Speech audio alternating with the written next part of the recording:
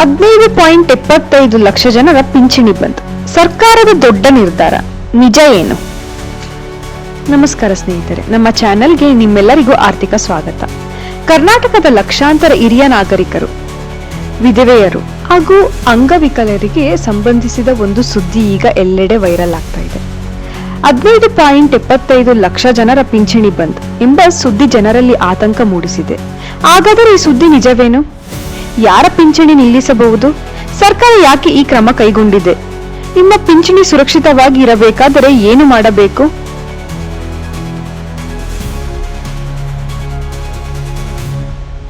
ಈ ಎಲ್ಲ ಮಾಹಿತಿಯನ್ನು ಕೊನೆಯವರೆಗೂ ತಿಳಿದುಕೊಳ್ಳೋಣ ಬನ್ನಿ. ಪಿಂಚಣಿ ಯೋಜನೆಗಳ ಉದ್ದೇಶ. ಕರ್ನಾಟಕ ಸರ್ಕಾರ ಹಲವು ವರ್ಷಗಳಿಂದ ಸಾಮಾಜಿಕ ಭದ್ರತಾ ಯೋಜನೆಗಳ ಮೂಲಕ ಲಕ್ಷಾಂತರ ಜನರಿಗೆ ಮಾಸಿಕ ಪಿಂಚಣಿ ನೀಡುತ್ತಿದೆ.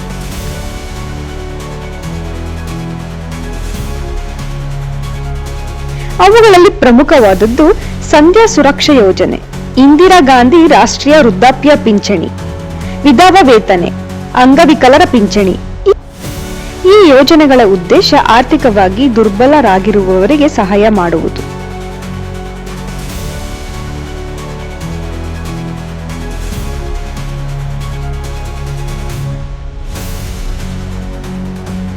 $15.75 ಲಕ್ಷ ಜನರ ಪಿಂಚಣಿ ಯಾಕೆ ಸುದ್ದಿಯಲ್ಲಿದೆ? ಇತ್ತೀಚೆಗೆ ಸರ್ಕಾರ ರಾಜ್ಯಾದ್ಯಂತ ಫಲಾನುಭವಿಗಳ ದಾಖಲೆಗಳ ಪರಿಶೀಲನೆ ನಡೆಸುತ್ತಿದೆ. ಈ ಪರಿಶೀಲನೆಯಲ್ಲಿ ಕಂಡು ಬಂದಂತೆ ಕೆಲವು ಸಮಸ್ಯೆಗಳು: ಮರಣ ಹೊಂದಿದವರ ಹೆಸರಿನಲ್ಲಿ ಇನ್ನೂ ಪಿಂಚಣಿ ಪಡೆಯುತ್ತಿರುವ ಪ್ರಕರಣಗಳು, ಒಂದೇ ವ್ಯಕ್ತಿಗೆ 2 ಯೋಜನೆಗಳ ಲಾಭ, ಆದಾಯ ಮಿತಿ ಮೀರಿದವರ ಹೆಸರು, ಆಧಾರ್ ಮತ್ತು ಬ್ಯಾಂಕ್ ಖಾತೆ ಲಿಂಕ್ ಆಗದೇ ಇರುವುದು, ಈ KYC ಪೂರ್ಣಗೊಳಿಸದೇ ಇರುವುದು. ಇಂತಹ ಪ್ರಕರಣಗಳಲ್ಲಿ ಪಿಂಚಣಿ ತಾತ್ಕಾಲಿಕವಾಗಿ ನಿಲ್ಲಿಸುವ ಅಥವಾ ರದ್ದು ಮಾಡುವ ಕ್ರಮ ಕೈಗೊಳ್ಳಬಹುದು. ನಿಮ್ಮ ಪಿಂಚಣಿ ನಿರಂತರವಾಗಿ ಬರಬೇಕಾದರೆ ಈ ಕೆಲಸವನ್ನು ತಪ್ಪದೆ ಮಾಡಿ.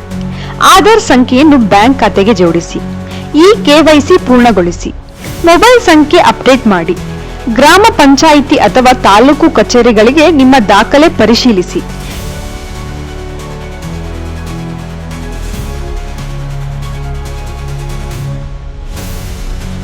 ಪಿಂಚಣಿ ಬಂದಿಲ್ಲ ಎಂದರೆ ಏನು ಮಾಡಬೇಕು?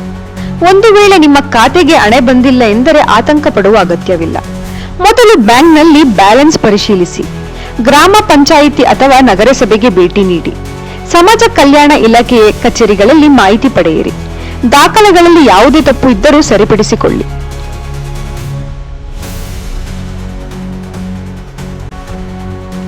ಜನರು ಮಾಡುತ್ತಿರುವ ದೊಡ್ಡ ತಪ್ಪು. ಇತ್ತೀಚಿನ ದಿನಗಳಲ್ಲಿ ಸಾಮಾಜಿಕ ಜಾಲತಾಣಗಳಲ್ಲಿ ಹಲವಾರು ಸುಳ್ಳು ಸುದ್ದಿಗಳು ವೈರಲ್ ಆಗುತ್ತಿದೆ. ಎಲ್ಲರ ಪಿಂಚಣಿ ಬಂದ್ ಎಂದು ಹೇಳುವ ಪ್ರತಿಯೊಂದು ಸುದ್ದಿಯನ್ನು ನಂಬಬೇಡಿ.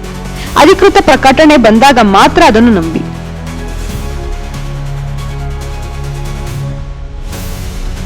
ಸ್ನೇಹಿತರೆ, ಪಿಂಚಣಿ ಎನ್ನುವುದು ಕೇವಲ ಸರ್ಕಾರ ನೀಡುವ ಹಣವಲ್ಲ, ಅದು ಸಾವಿರಾರು ಹಿರಿಯ ನಾಗರಿಕರ ಜೀವನಾಧಾರ. ಅನೇಕ ವಿಧವೆಯರ, ಅಂಗವಿಕಲರ ಹಾಗೂ ಆರ್ಥಿಕವಾಗಿ ದುರ್ಬಲ ಕುಟುಂಬಗಳಿಗೆ ಇದೇ ಹಣ ಜೀವನ ನಡೆಸಲು ಆಧಾರವಾಗಿರುತ್ತದೆ. ಆದ್ದರಿಂದ 15.75 ಲಕ್ಷ ಜನರ ಪಿಂಚಣಿ ಬಂದ್ ಎಂಬಂತಹ ಸುದ್ದಿಗಳನ್ನು ನೋಡಿ ತಕ್ಷಣ ಭಯಪಡಬೇಡಿ. ಮೊದಲು ಅದರ ಸತ್ಯತೆಯನ್ನು ಪರಿಶೀಲಿಸಿ. ಸಾಮಾಜಿಕ ಜಾಲತಾಣಗಳಲ್ಲಿ ಹರಿದಾಡುವ ಪ್ರತಿಯೊಂದು ಸುದ್ದಿಯೂ ಸತ್ಯವಾಗಿರಬೇಕಾಗಿಲ್ಲ.